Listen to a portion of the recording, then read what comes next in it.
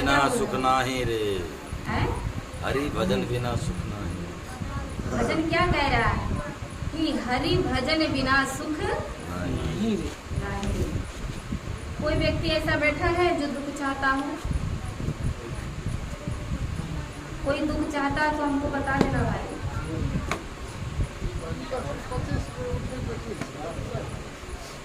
क्योंकि इस धरती में ऐसा कोई भी मनुष्य नहीं है जो दुखी रहना चाहता हो।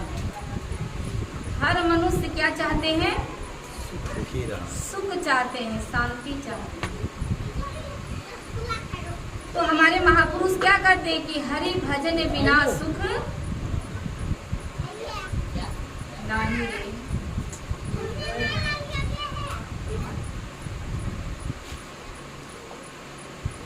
मन क्यों बिरथा भटकाए रे, अपने मन को क्यों इधर उधर भटका रहे हो? क्यों? क्योंकि हरि का भजन बिना इस संसार में सुख प्राप्त होने वाला नहीं है। क्योंकि इस बात को हम नहीं कह रहे हैं, इस बात को रामायण में गोस्वामी तुलसीदास जी ने वर्णन किया है। क्या वर्णन किया है? कि बारी मथे गृत होय वरु, असिकता ते वरु तेल, अबिन हरि भजन न सुख लही, यह सिद्धांत अभी। क्या कहें कि बारी मथे घृत होय वरु। बारी किसको कहते हैं? बारी का क्या अर्थ होता है? पानी। बारी मतलब क्या? पानी। ध्यान दीजिएगा, पानी को कितना भी मथते रहो पूरा जिंदगी बैठ करके, क्या उसमें माखन निकलेगा? निकलेगा? नहीं निकलेगा। सिकता ते बरु तेल, सिकता का अर्थ होता है बालू, रेत। रेत को कितना भी कोल्हू में पेरा जाए, क्या उससे तेल निकलेगा? नहीं निकलेगा। पूरा जिंदगी मशीन चलाते रहो, कुछ भी कर लो, उससे तेल निकलने वाला नहीं। लेकिन वो स्वामी तुलसीदास जी कहते हैं कि अगर मुझसे ऐसा कोई कह दे, हालांकि ये संभव नहीं है, लेकिन मुझसे अगर कोई कह दे कि तुम पानी को मथो घी निकलेगा, तो मैं मान लूंगा कि इसमें से घी निकल जाएगा। अगर मुझसे कोई कहे कि बालू को पेरो इसमें तेल निकलेगा, जबकि ये संभव नहीं है, लेकिन फिर भी मैं इस बात को मान लूंगा कि चलो बालू को पेरने से क्या निकल जाएगा? तेल निकल जाएगा। लेकिन कोई मुझसे ये बात कह दे कि भजन के बिना सुख मिल जाए, तो ये होने वाला बात नहीं है। क्यों? क्योंकि ये सिद्धांत अटल है कि भगवान के भजन में ही सुख है, भगवान के भजन में ही शांति है। अभी भाई, अभी भजन भी तो गाय मिलता है, सच्चा सुख केवल कहाँ? भगवान तुम्हारे चरणों में।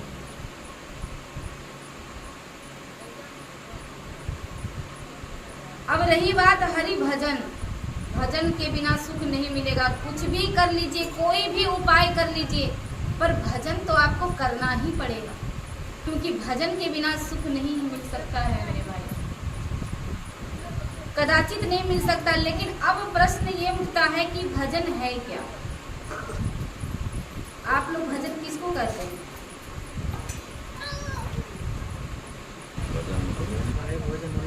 अरे भाई, भजन जानेंगे तभी तो करेंगे। भजन करना है जरूरी, और भजन हम जानते ही नहीं तो करेंगे क्या? नहीं, झाल बजाओ बैठ करके, कोई झाल बजाएगा, कोई ढोलक बजाएगा, कोई हारमोनियम बजाएगा, हो गया भजन। एक तो भजन ये भी है, ये जो बाहरी आप लोग करते हैं, जो कदे भजन गाओ भजन गाओ, ये भी भजन ही है। और एक भजन हमारे अंदर है। और भजन का अर्थ क्या होता है? भजन का सीधा सीधी क्या मतलब होता है? भगवान को याद करना। तो अब दिन भर में कितना 24 घंटे में याद करते हो, ये तो आप ही जानते होंगे, हम तो जानते हैं। प्रेम से बोले सतगुरुदेव भगवान की जय। बोलिए सच्चिदानंद भगवान की जय। तो 24 घंटा में कितना देर भगवान को हम याद करते हैं, ये आपसे बेहतर और कोई जानता नहीं।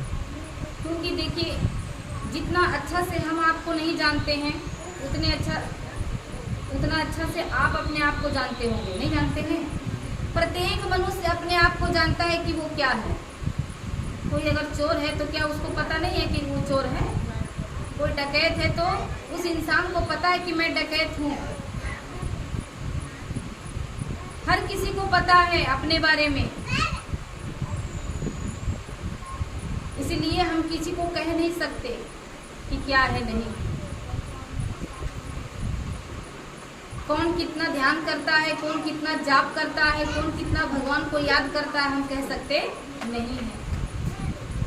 क्योंकि भावनाओं को आंकना, किसी भी व्यक्ति की भावनाओं को केवल वही जान सकते हैं जो भावनाओं से भी परे। इसको हम कहते हैं भावातीतम त्रिगुणरहितम। तीनों गुणों से और हमारे भावनाओं से, रजोगुण, तमोगुण और सतोगुण, ये 3 गुण से और हमारे भावनाओं से परे है वह परमात्मा। लेकिन फिर भी हमारे भावनाओं को बहुत अच्छी तरह से समझते हैं। देखिए, जब भगवान श्री राम जी सबरी के पास गए तो सबरी ने उनको क्या खाने के लिए दिए? बैर दिए। पर बैर को जब चख कर करके रख रही हैं, चखने का मतलब क्या है? उसमें क्या छिपा हुआ है? क्या छिपा है? इतना भी नहीं आपको समझ। खट्टे मीठा मजा चखता है। प्रेम प्रेम छुपाओ, प्रेम। उसमें भाव छिपा हुआ है। हम लोग तो खट्टा मीठा देखते हैं ना, वो खट्टा मीठा बैर को चीखता है। क्यों चीख रहे हैं? उसका पीछे कारण है, क्योंकि उनका भाव क्या है? भाव उनका ये है कि कहीं खट्टा बैर मेरे प्रभु के मुख में ना चला जाए, कष्ट होगा। इसलिए मीठे मीठे बैर को चख करके रखते हैं। और उस भावनाओं को केवल भगवान श्री राम जी समझते हैं। उनके अंग संग रहने वाले लक्ष्मण भी उनके भावनाओं को नहीं समझे। समझे क्या? नहीं समझे। इसलिए तो जब भगवान के सामने सबरी बैर रखती हैं तो भगवान जी देखते हैं ये बैर तो सब झूठा है, लेकिन फिर भी भगवान ने उनके भाव को स्वीकार किया, उनके प्रेम को स्वीकार किया, इसको खा करके। लेकिन वही प्रेम, वही भाव जब लक्ष्मण को दिया गया तो लक्ष्मण ने क्या किया? फेंकता ही जा रहा था, खाते नहीं थे, फेंकते जा रहे थे। तो भगवान ने देखा कि ये मेरे भक्त की भावनाओं को ठोकर मार रहा है। क्या कर रहे हैं?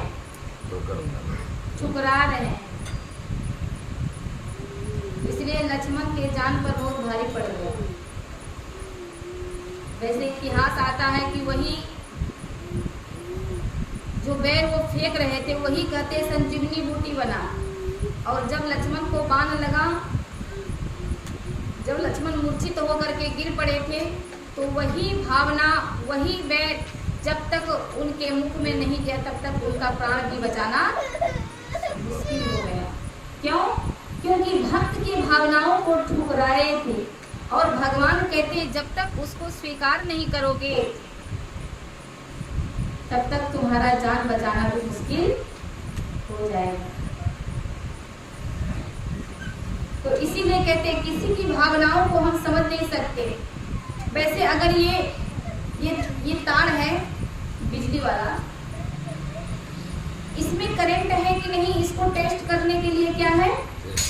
टेस्टर। टेस्टर से हम चेक कर सकते हैं कि इसमें लाइन है या नहीं। किसी व्यक्ति को अगर बुखार लगा है तो उसका भी कितना बुखार चढ़ा हुआ है, उसको भी टेस्ट करने के लिए क्या है? थर्मामीटर।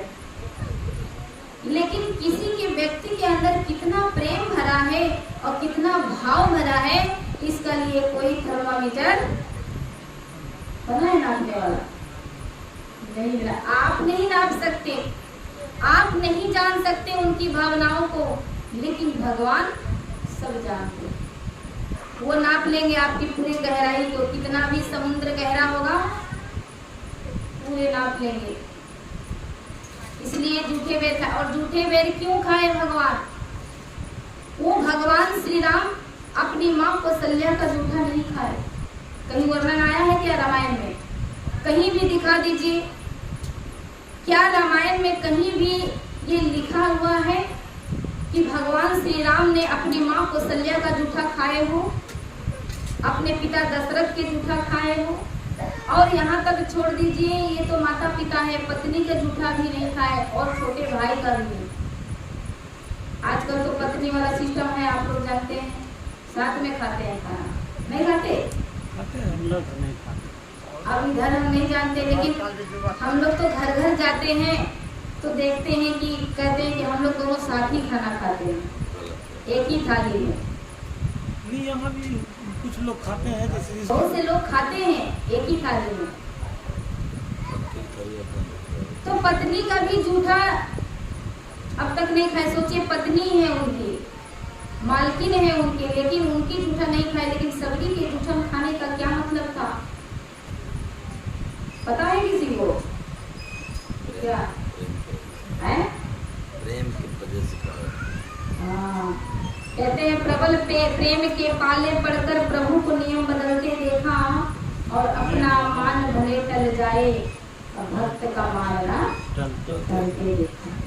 इतना प्रेम उनके अंदर कैसे आया था?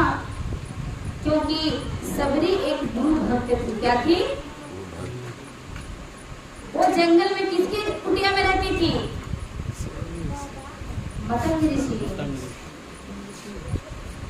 मतंग ऋषि के आश्रम में रहती थी, और रहते रहती, अभी से नहीं, बचपन से रहती। बचपन से लेकर के सेवा करते करते सबरी बुढ़ापे को प्राप्त हो गई। और उनसे पहले उनके गुरुदेव जी सिधार गए। उनके गुरुदेव जी जब जाने लगे, क्योंकि सबरी की सेवा से बहुत प्रसन्न थे उनके गुरुदेव, जीवन भी समर्पित करें। और सेवा वो कैसे करती थी? जब वो निकल चुकी थी घर से, तो जंगल ही चली गई थी, और उस जंगल में मतंग ऋषि का आश्रम था। वहां पर उन्होंने देखा कि सब लोग सेवा कर रहे हैं, तो वो सेवा करने के लिए जाती थी। कब? सुबह में जाती थी, जब सब सोए रहते थे तब। एक भी व्यक्ति उस समय जगता नहीं था, और सबके जागने से पहले ही सबरी वहां पर झाड़ू लगा करके और लकड़ियों को बिन करके गट्ठर बना के वहीं रख करके उसके बाद वहां से गायब हो जाती थी। क्यों? क्योंकि पहले के जमाने में नारी को भक्ति करने का इतना आजादी दिया जाता नहीं था। नारी को भक्ति करने का इतना स्वतंत्रता नहीं दिया गया था, इसलिए सबरी छुप छुप कर सेवा करती थी। और एक दिन हुआ, 2 दिन हुआ, जब बहुत सारे सेवक लोग जब उठते हैं तब देखते हैं भाई इसमें तो सफाई हुआ है, झाड़ू लगा हुआ है, कौन झाड़ू लगाता है पता ही नहीं चलता। ये सेवक तो दिखाई दे रहा है, लेकिन सेवक नहीं दिख रहे हैं, सेवक ही गायब है। ये उस समय की बात है जब सेवा दिखाई देता था, सेवक नहीं। लेकिन अभी के टाइम पर सेवक को ढूंढना पड़ता है। उस समय सबरी सेवा कर करके चली जाती, और सबरी को रोज की आदत थी, क्योंकि जब तक वो सेवा नहीं कर लेते थे, सेवक को क्या चाहिए? सेवा। शराबी को क्या चाहिए? जुआरी को। जैसे एक जुआरी जुआ के बिना नहीं रह सकते, एक शराबी शराब के बिना नहीं रह सकते, वैसे एक सेवक भी सेवा के बिना नहीं रह सकते, उसे भी सेवा चाहिए। तो रोज की तरह आज भी सबरी गई। जब गई सबरी सेवा करने के लिए तो झाड़ू तो लगा दी, लेकिन जैसे ही वहां से जाने लगी तो सब लोग वहां पर उनको पकड़ लिए। यही चोर है, वो भी एक नारी है, इसको तो कड़ाई दंड देना चाहिए, क्योंकि इसको पता है कि नारी को भक्ति करने का इतना आजादी नहीं दिया गया है, और फिर भी ये छुप छुप के कर रहे हैं। तो जब उनको पकड़ करके मतंग ऋषि के पास ले जाया गया तो मतंग ऋषि ने देखा, उनके भाव को देखा। क्या देखा? नारी नहीं देखे, स्त्री और पुरुष का कोई भेद नहीं देखा। क्या देखा? उनके भाव को देखा। क्यों? क्योंकि ऐसा सेवक भी मिलना, ऐसा भक्त भी मिलना कठिन है कि नहीं? नहीं कठिन है? कठिन है। इसलिए मतंग ऋषि ने सोचा, क्योंकि हर गुरु को एक अच्छे शिष्य की तलाश होती है, हमेशा होती है, और एक शिष्य को भी, सच्चा शिष्य को भी एक सच्चे गुरु की तलाश होती है। तो मतंग ऋषि सोचे कि ये तो बहुत अच्छी बात है कि सेवा करती हैं और भाव भी इनके बहुत भरे हुए हैं। अगर ऐसा व्यक्ति भक्ति भजन नहीं करेगा तो कैसा व्यक्ति करेगा? फिर क्या करें? उनको दंड देने के बजाय मैं उनको आश्रम में शरण दिया, अपने चरणों में स्थान दिया, और सबरी को कहती है, सबरी तुम आज से इस आश्रम में रह सकती हो, यहाँ पर सेवा करना, अपने जीवन को व्यतीत कर सकती हो। सबरी ने पूरा जीवन, बचपन से लेकर के पूरा जीवन को समर्पित कर दिया मतंग ऋषि के चरणों में। सेवा करती रही। मतंग ऋषि इतना प्रसन्न थे उनकी सेवा से कि जब उनको जाने की बारी आए तो गुरुदेव कहते हैं कि हे सबरी, अब मेरे जाने का समय हो गया है, अब मैं जा रहा हूँ। क्यों? क्योंकि ये शरीर नाश्वर है, यहाँ पर कोई भी जीव जब आता है उसको जाना ही पड़ता है, क्योंकि ये शरीर कोई भी रख नहीं पाता। तो कहने लगी, गुरुदेव आप बताइए मैं किसके सहारे रहूंगी? किसके सहारे में रहूंगी? कोई तो सहारा हमको दे करके जाइए। किस बात पे मैं रहूं, कैसे रहूं? क्योंकि जिनका गुरुदेव ही ना रहे तो मेरा रहने का कोई अस्तित्व नहीं बनता। तो उनके गुरुदेव कहते हैं, सबरी तुम चिंता मत करो, तुम भक्ति करने के लिए आई हो और मैं तुम्हारी सेवा से प्रसन्न भी हूँ। मैं तो जा रहा हूँ, लेकिन मेरा एक वचन को तुम हमेशा याद रखना। हे सबरी, तुम इस वचन पर तुम अपनी जिंदगी गुजार देना, क्योंकि मैं तो यहाँ से जा रहा हूँ, लेकिन तुम इस कुटिया को छोड़कर कहीं मत जाना, क्योंकि तुम्हें राम को ढूंढने की जरूरत नहीं है, राम खुद ढूंढते ढूंढते तुम्हारे पास आ जाएंगे। किनका आशीर्वाद? गुरु का। प्रेम से बोले श्री सद्गुरुदेव भगवान की जय, बोल साचे दरबार की जय। और सबरी के जीवन में एक दिन ऐसा आ गया, आया कि नहीं? क्योंकि गुरु का वचन था, गुरु की सेवा से भगवान भी प्राप्त हो जाता है।